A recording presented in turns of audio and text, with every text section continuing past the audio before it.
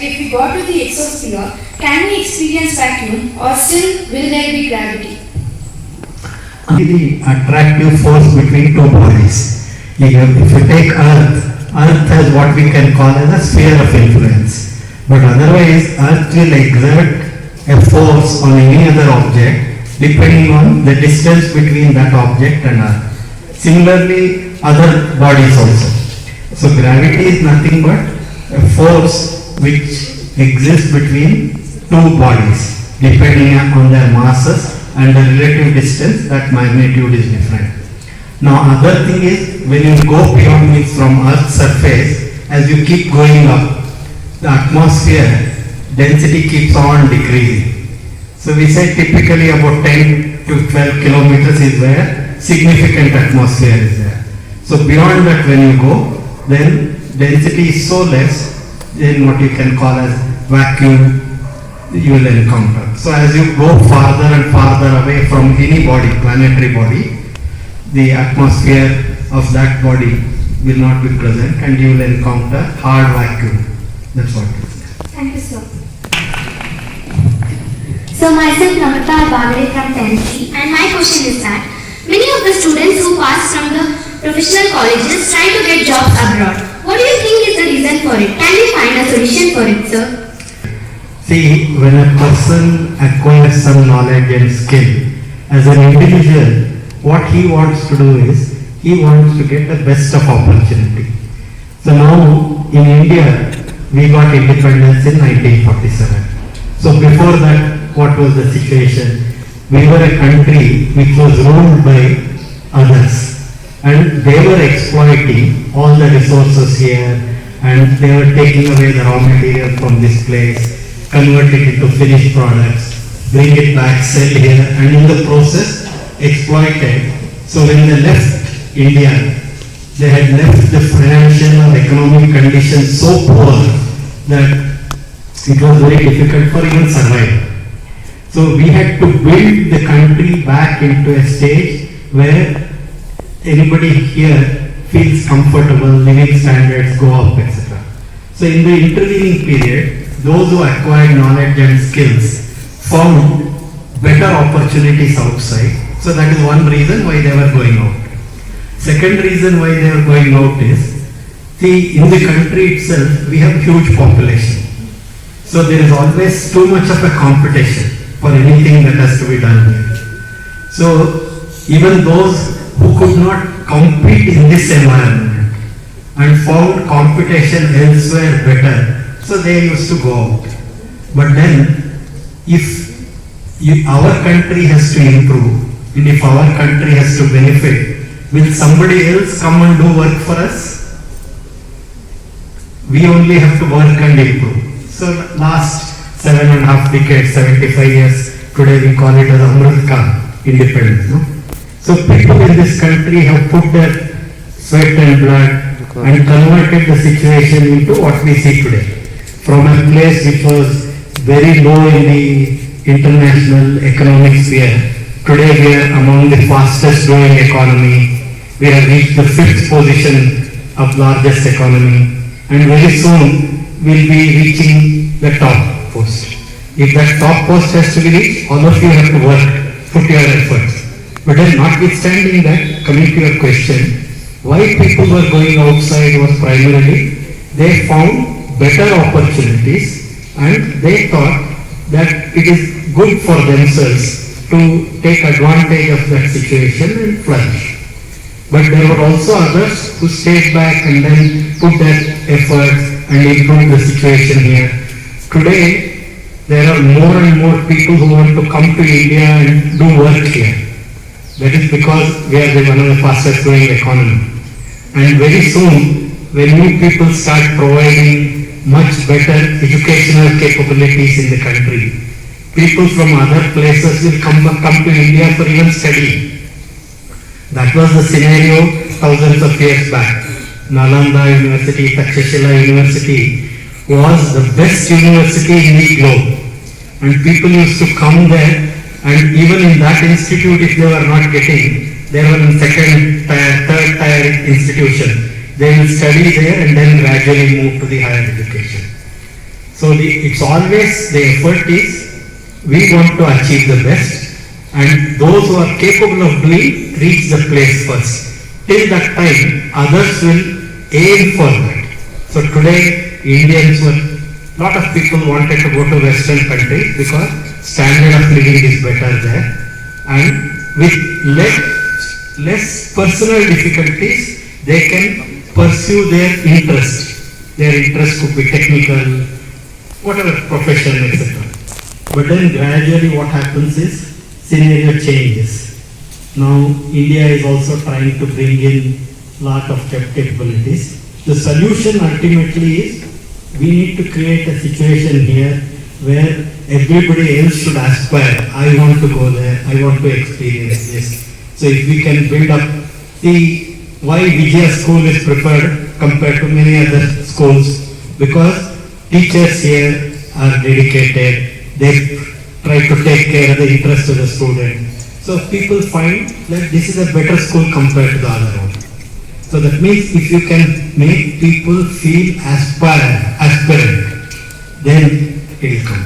So the only real way of changing things is we should put our sweat and blood and change the scenario, make our country great, and make our country great for all others to come and do work here, study here, and experience life. Life is much more than what others are aware of.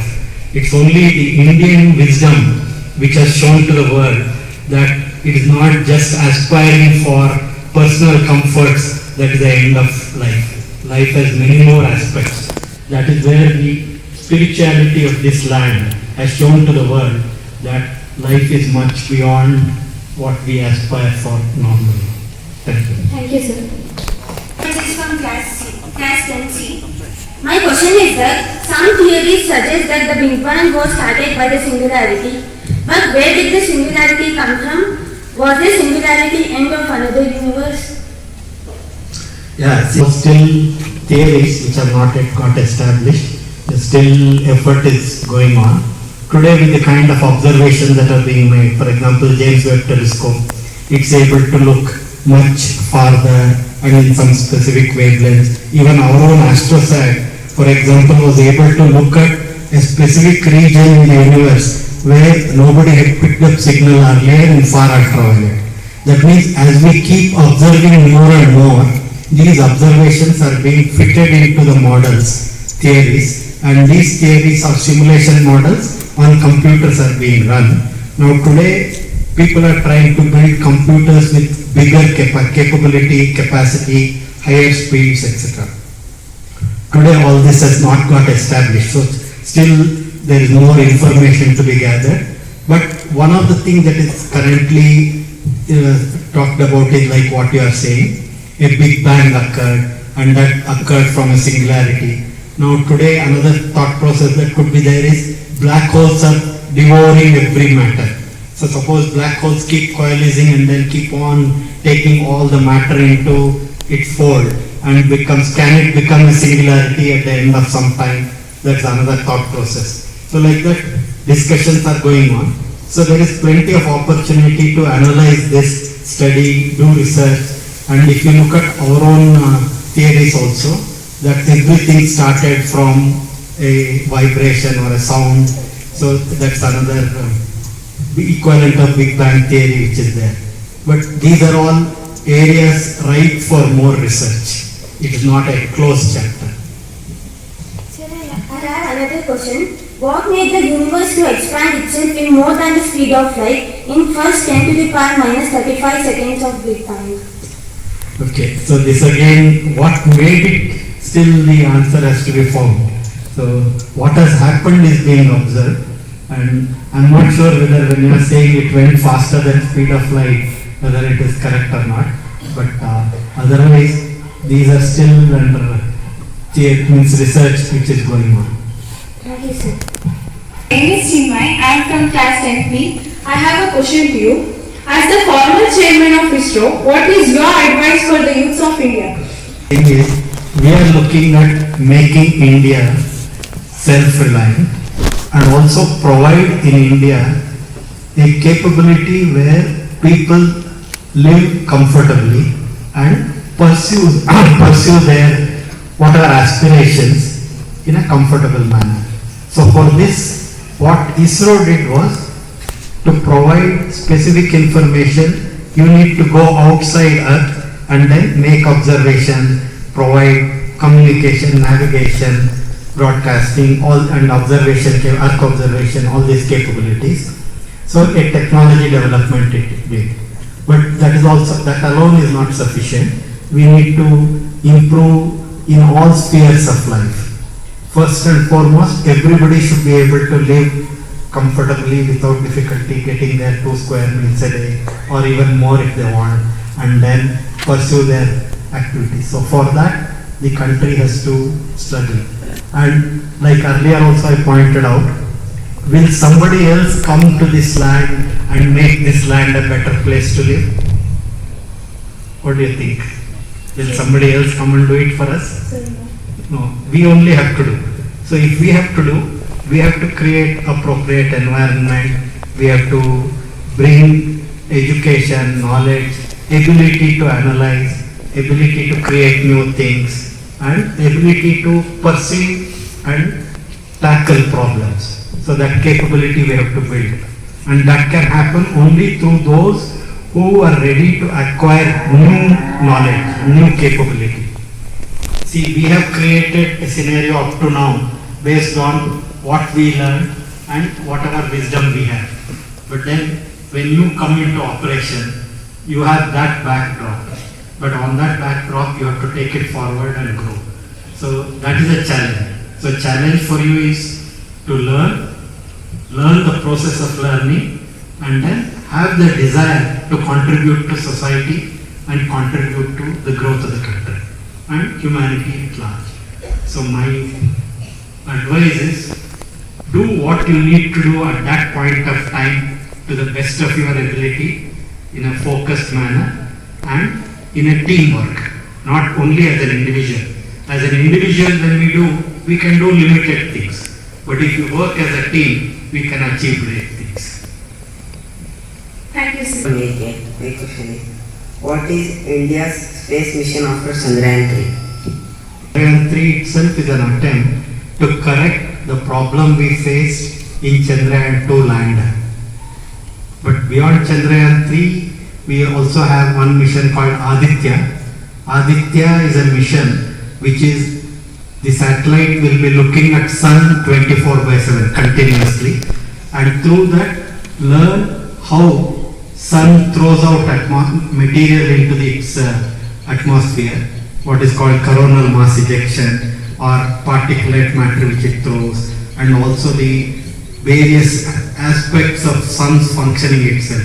See, temperature around sun is expected to be millions of degrees even outside. Why is the temperature so high? An attempt to understand.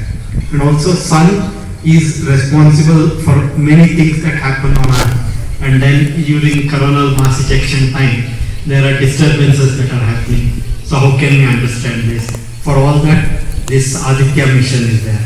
So apart from that, we have the human space program, where the attempt is to take Gagannauts, like Gagan, your name itself is Gagan, right?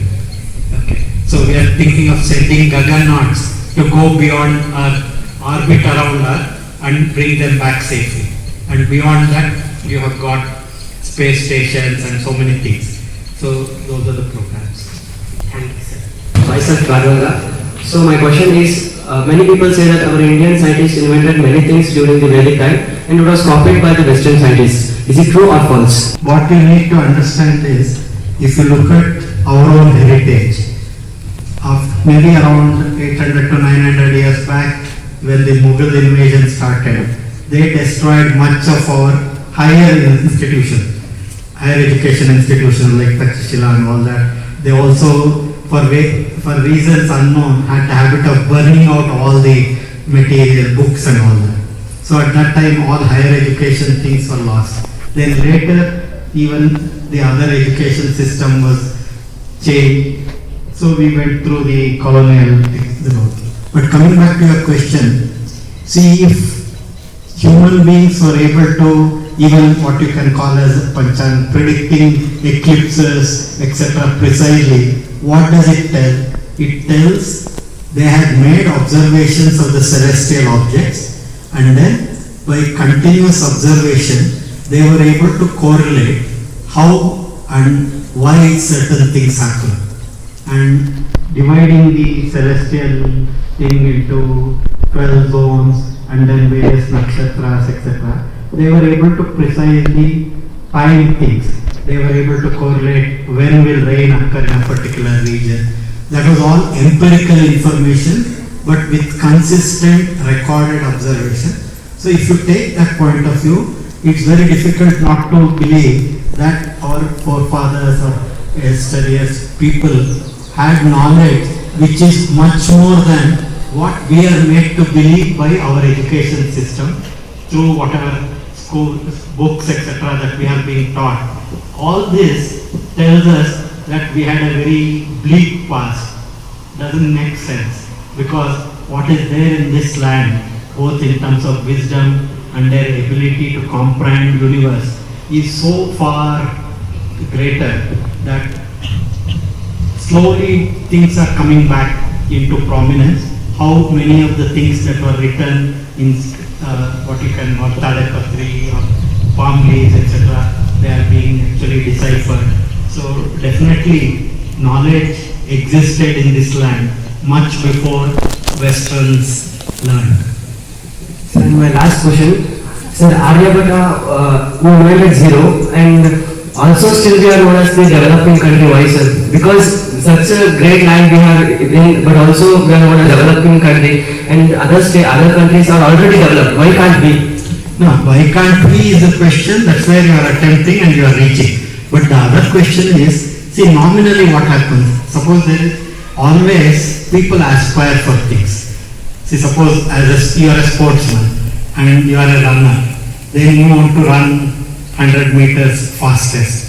So what you will do? There are two possibilities. One is you are a very, let's say, a person, honest person. You will put an effort, and then by your own effort you will overcome whatever your competitors are there. You will do better than that. But then there could be another person who is not so honest, but he still wants to reach the first place. So what will he do? He will think of how I can trick the other fellow while running, and then I can complete the path before him. So that means human beings have skills and capabilities which are used and misused. So what you saw was earlier when India went ahead, others wanted to go beyond them. That's where through their physical might they conquered, destroyed your capabilities and tried to move ahead. Now you have understood that, now you are coming back, so you have a background which is strong, so you can now grow beyond others. So it's all a cycle. When somebody moves ahead, others are actually competing to go how they can reach ahead. So sometimes people do honest attempt, many times they do dishonest attempts. So these are the realities of life. So we need to understand that. Thank you, sir. That's 9B. So my question is, so you have become the chairman of ISRO. You can't even dare to dream such a mighty feat you have achieved. So can you please motivate us with your achievements? This statement you are making, just if you think around about that, why are you saying you cannot become? I'm just asking, for example, it's your thought process. If you keep telling yourself, I can't, will you do? So if you keep telling, I can, do you think you have a better chance of doing? Yes, of course. Right? So that's what actually the people need to understand. Every individual, by virtue of what is within him, has such a tremendous potential. Now how we develop that potential depends on how we take our decision. Every second you are taking a decision, consciously or unconsciously. So even the fact that you wanted to ask the question, some thoughts might have occurred, should I ask, should I not? But then you decided I'll ask. Then maybe still, should I go to Mike and ask? Then you said, okay, I'll go to Mike. That means you are making those decisions. So if you keep deciding that I will I will do whatever is required to be done, you will achieve great things. So the choice is yours. Always every human being, every individual has those choices. Now given those choices, one is path may be very difficult, may appear very tough, but then if you persist, if you keep attempting, you will achieve.